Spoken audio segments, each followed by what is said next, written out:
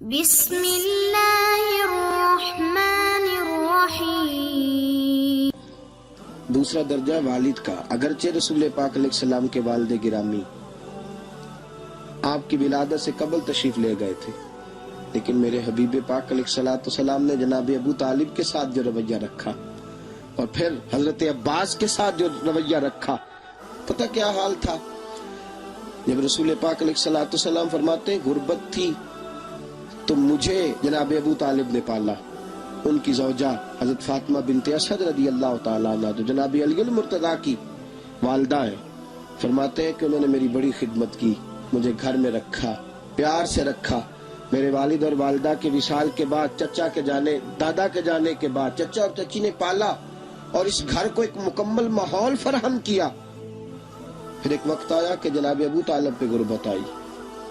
نبی کریم صلی اللہ علیہ وسلم بکریاں چرانے جاتے تھے اور وہاں سے جو اجرت لے کے آتے تھے سیدھی لا کے چچا کی ہتھیلی پہ رکھتے تھے، چچا کی ہتھیلی پہ رکھتے اور فرماتے تھے کہ چچا آپ اپنے مصارف کے لیے اس کو خرچ کر سکتے ہیں، یہ عالم۔ اور پھر چچا نے بھی تو کمال کر دی نا، پھر اس چچا نے بھی تو کمال کر دی نا۔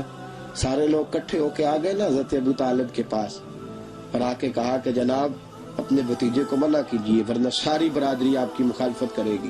حد ہو گئی، اب حد ہو گئی، اب ساری ان سے کہیے کہ انہیں دولت چاہیے یا عرب کی کوئی خوبصورت عورت چاہیے یا معاذ اللہ کوئی اور چیز کا مطالبہ کرتے ہیں تو ہم دینے کو تیار ہیں، لیکن ان سے کہیے کہ اب حد ہو گئی، یا آپ درمیان میں سے ہٹ جائیے یا پوری برادری کے مقابلے کے لیے تیار ہو جائیے۔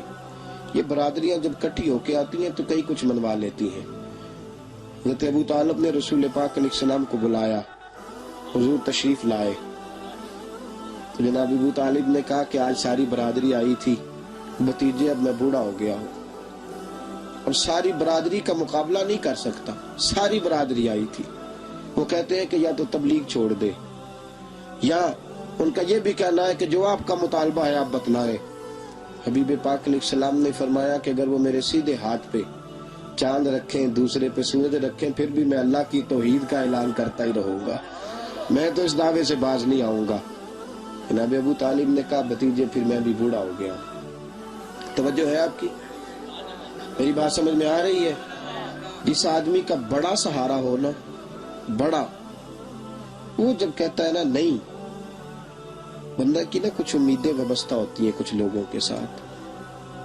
وہ ایک دو چار لوگوں کو کام کہتے ہیں، پھر انہیں پتا ہوتا ہے کہ فلاں آدمی سے میری امید وابستہ، وہ کبھی نہیں جائے گا۔ جب ابو طالب نے کہا نا کہ میں پھر بوڑھا ہو گیا ہوں تو اللہ کے حبیب اٹھے۔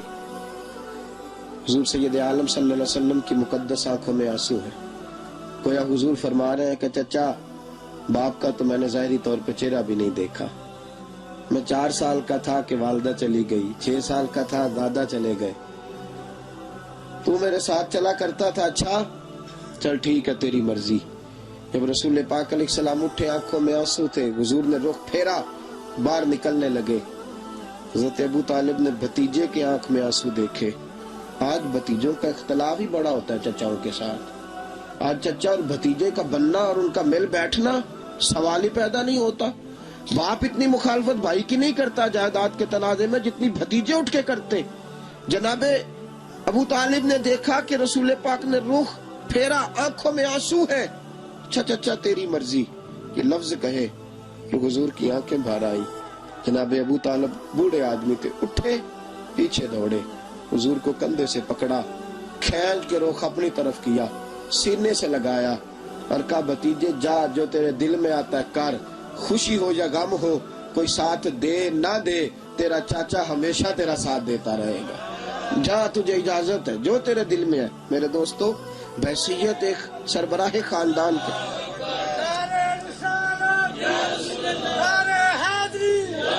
اب ان رشتوں کا تقدس، اور پھر جب جناب ابو طالب کا وصال ہوا اور جناب خدیجہ الکبریٰ بھی اسی سال میں گئی تو عام الحزن کہا یہ غم کا سال ہے، یہ غم کا سال۔ رشتوں کا تقدس جو نبی پاک علیہ السلام کے آنے پہ قائم ہوا، قبل اس کے انسانیت اس سے آشنا نہ تھی۔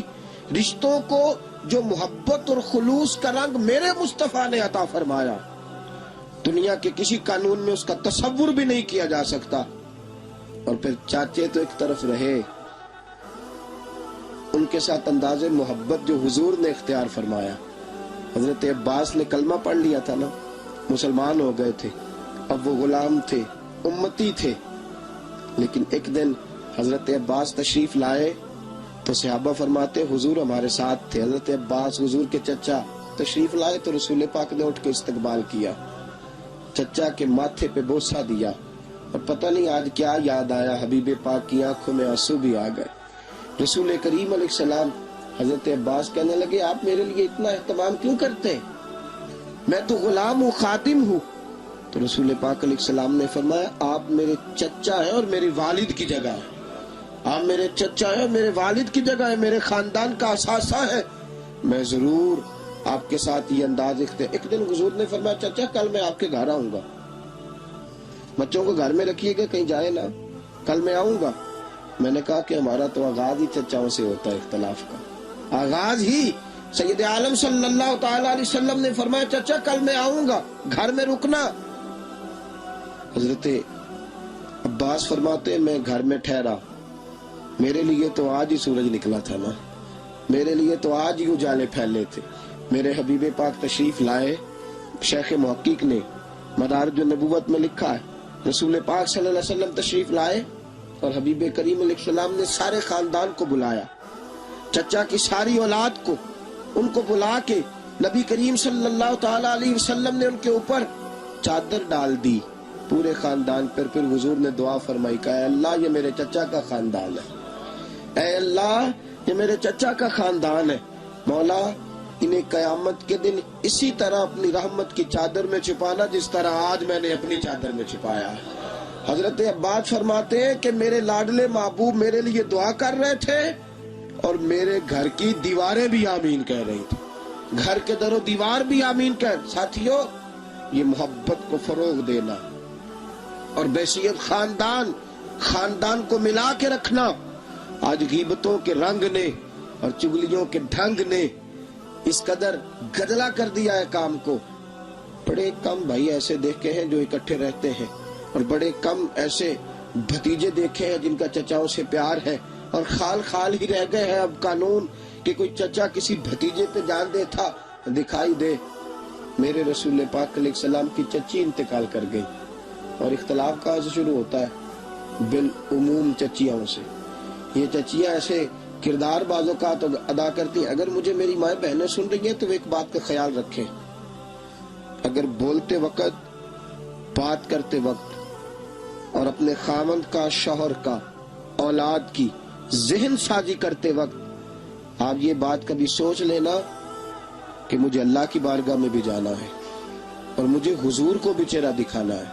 کبھی یہ تصور لا کے ذرا آگے نکل کے دیکھو، وہ بھائی جن کو اللہ نے بھائی بنایا، جن کو نبی کریم صلی اللہ تعالی علیہ وسلم نے محبت کرنے کا حکم دیا، وہ بھائی جو جان چھڑکنے کو تیار ہے، کیوں ہم ایسی بولی بولتے ہیں کہ جن سے بھائیوں کے درمیان دراڑیں بڑھ جاتی ہیں؟ کیوں نہیں ہم ان کو قریب لانے کی کوشش کرتی؟ مائیں بہنیں مچھلیاں بڑا کردار ادا کر سکتی ہیں، وہ ذرا اس بات کو سوچیں اور آئے ذرا اس معاملے کو بھی چشم تصور میں لائیں. قاضی عبدالدائم صاحب نے لکھا ہے کہ جب نبی کریم صلی اللہ تعالی وسلم گھر میں موجود نہیں نہ ہوتے تھے تو حضرت فاطمہ بنت اسد جو حضرت علی المرتضیٰ رضی اللہ تعالیٰ عنہ کی والدہ اور جناب ابو طالب کی زوجہ ہیں، وہ حضور کے لیے سامان بچا کے رکھ لیتی تھی، کھانا بچا کے رکھتی تھی، بچا کے کہ بھتیجے نے آنا ہے. یہ چچی ہے، چچی کے کردار تو ملاحظہ کیجیے. پھر جب حضرت فاطمہ بنت اسد کا وصال ہوا، صحابہ فرماتے ہیں اتنا حضور کو کبھی روتے نہیں دیکھا جتنا حضور آج روئے ہیں.